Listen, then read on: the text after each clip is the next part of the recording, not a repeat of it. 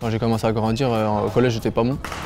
Et j'ai bien été soutenu. Après j'ai changé de collège, je me souviens en 4e. Et donc en fait, je me souviens, j'avais vraiment des mauvaises notes, pas bon comportement, etc.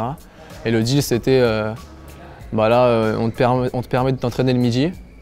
Et donc après le soir en plus à Saint-Maur. Mais on te permet de t'entraîner 2 fois par jour en gros. Mais le deal c'est bon comportement et une moyenne propre quoi. Donc je suis allé là-bas et après ça a été déclic, j'ai bien travaillé, j'ai eu un bon comportement et je me suis entraîné comme il fallait, 2 fois par jour.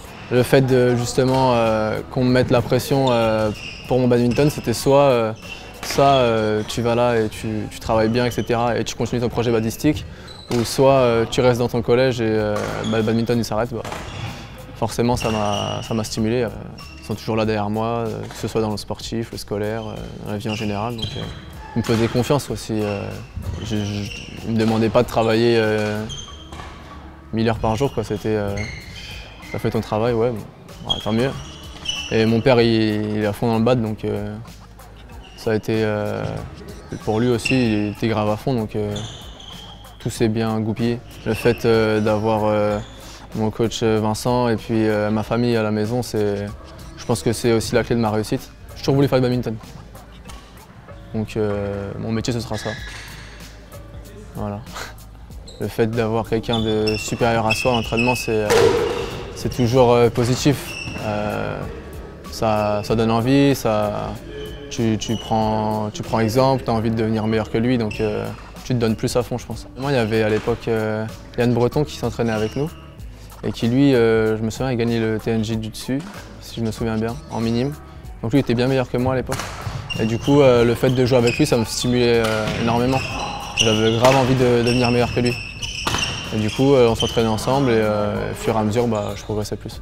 Le fait d'avoir quelqu'un qui est meilleur que soi, même que ce soit en tournoi départemental, régional, monde, c'est toujours stimulant. Et le fait de penser à ça, je pense que ça donne encore plus envie et d'être meilleur.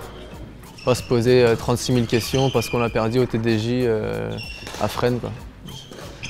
C'est pas grave, il y en a d'autres, des TDJ et plus après. Donc voilà. Moi, je dirais qu'il faut croire en soi un maximum et penser positif. Je pense que c'est primordial, si tu n'aimes pas ça, tu peux pas vouloir devenir meilleur ou t'entraîner plus parce que si tu n'as pas envie de t'entraîner, ça n'a aucun intérêt. Il faut toujours aimer ce qu'on fait et puis après, si ça vient, tant mieux, sinon, tu auras essayé. À court terme, déjà me lancer dans le monde senior et puis gagner le plus de matchs possible afin de sortir des qualifications des compétitions seniors et atteindre le top 100 mondial rapidement. Et puis à long terme, médaille au JO à Paris.